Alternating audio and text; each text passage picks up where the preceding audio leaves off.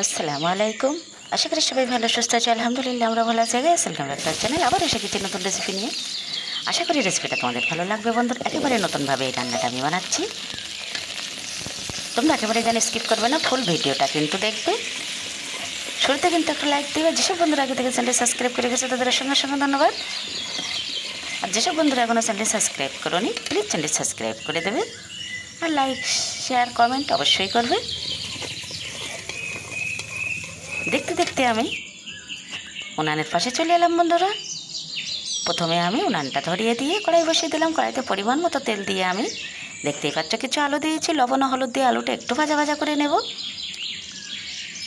আর এখানে দেখতেই পাচ্ছ দুটো শুকনো লঙ্কা আর কিছু ডাল আমি সুন্দর করে বেছে ধুয়ে রেখে দিয়েছি।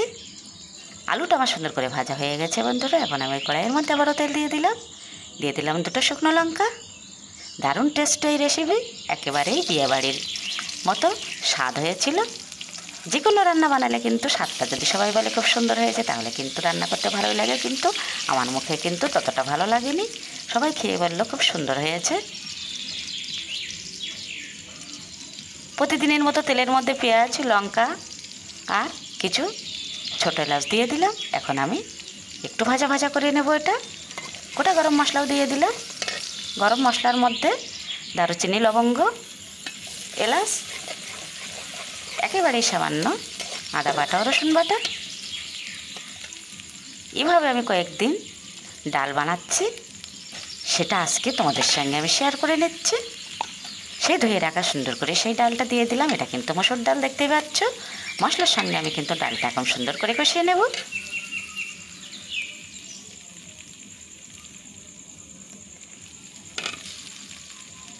কিছু সময় ডালটা আমি ভাজা করে নিয়ে এখন কিন্তু সেই সুন্দর করে ভেজে রাখা আলুগুলো দিয়ে দিলাম। আলু আর ডালটা এখন কেবল কষাতে থাকবো, একেবারেই কিন্তু এখন জল দেব না। অনেকক্ষণ ধরে এটা মশলার সঙ্গে কষাতে থাকবো। যখনই বন্ধুরা রান্না বানাচ্ছিলাম বেশ সুন্দর সুঘ্রাণ আসছিল, মনে হচ্ছে দারুণ টেস্ট হবে। সত্যি দারুণ টেস্ট হয়েছিল।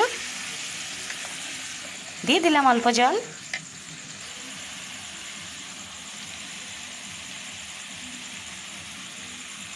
এখন দিয়ে দিলাম জিরা ও শুকনো লঙ্কা বাটা ও ভেজে রাখা ধনিয়া, সেগুলো শিলপাটায় বেটে আমি বাটনাটা এখন দিয়ে দিলাম। অনবরত এখন নাড়িয়ে নাড়িয়ে সুন্দর করে কষিয়ে নেব। অল্প পরিমাণে দেখলেই জল দিয়েছি। এভাবে অল্প অল্প জল দিয়ে নাড়তে নাড়তে কিন্তু একেবারে ডাল আলু যখন সিদ্ধ হয়ে যাবে তখন কিন্তু আমি পরিমাণ মতো জল দিয়ে ঝোলটা দিয়ে দেব। মাছ মাংস না থাকলে কিন্তু এভাবে ডাল আলু আর সাথে তো ডিম সিদ্ধ করে সেটাও দিয়ে দেব। দারুণ দারুণ স্বাদ হবে। এভাবে তোমরা বন্ধুরা একদিন বানিয়ে দেখবে।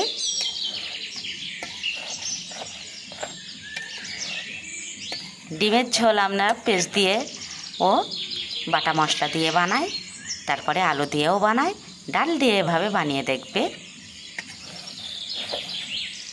দেখো বন্ধুরা, কথা বলতে বলতে কিন্তু ডালটা আমার অনেকটাই সিদ্ধ হয়ে এসছে। তখনই আমি দিয়ে দিলাম পরিমাণ মতো লবণ।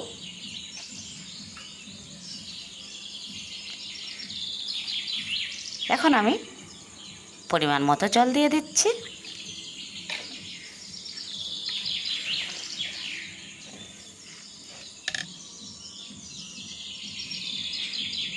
এখন সুন্দর করে আমি নাড়িয়ে নেব।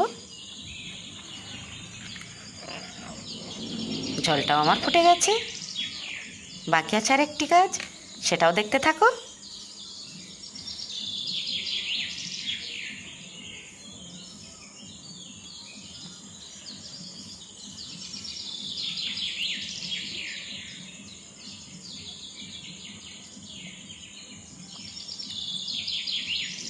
সুন্দর করে ডাল আলুটা আমার একেবারেই ফুটে গেছে। এখন আমি এটা সাইডে নামিয়ে নিয়ে আরেকটা কাজ করব। এখানে দেখতেই পাচ্ছ আমি 4টা ডিম নিয়ে নিয়েছি। এই ডিমটা একেবারেই আমি গ্যাসের চুলায় সিদ্ধ করে বেছে নিয়ে এসেছি।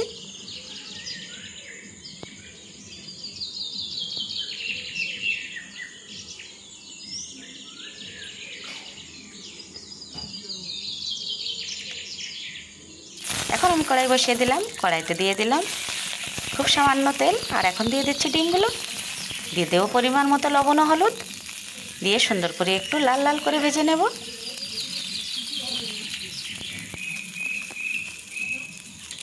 সিদ্ধ ডিমের খোসা ছাড়াতে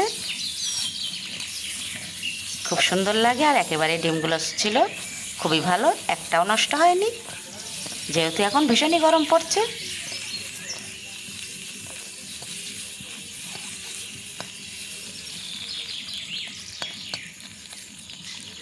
একেবারেই কম তেল দিয়েছি, কারণ এখানে আর তেলটা ছিল না। সুন্দর লাল লাল করে ভাজা হয়ে গেছে। এখন আমি সেই সুন্দর করে মশলা ডালের আলুর মধ্যে এই ডিমগুলো ছেড়ে দেবো, দিয়ে এভাবে আমি কিন্তু রান্নাটা শেষ করব।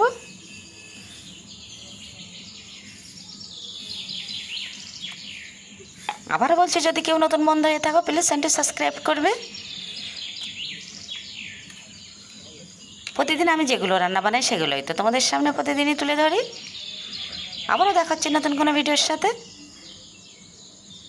ততক্ষণে সবাই ভালো সুস্থ থেকো। একেবারেই আমার ডাল আলু মশলা ডালের সঙ্গে একেবারে ফ্রাই করে ডিমটাও দিয়ে দিলাম। রান্না আমার একেবারেই রেডি, এখন গরমা গরম খেতে হবে। আজকে তো হাজব্যান্ড বাড়িতে নেই, সেজন্য আজকে আমি ভাতটা বেড়ে খেয়ে নিলাম।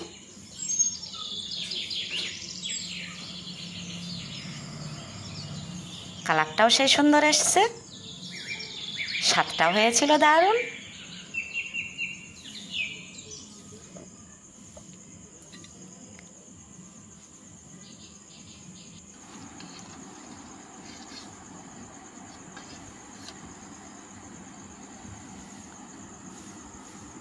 এখন তাহলে খাওয়া শুরু করে দেই, আর ভিডিওটা এখানেই শেষ করছি।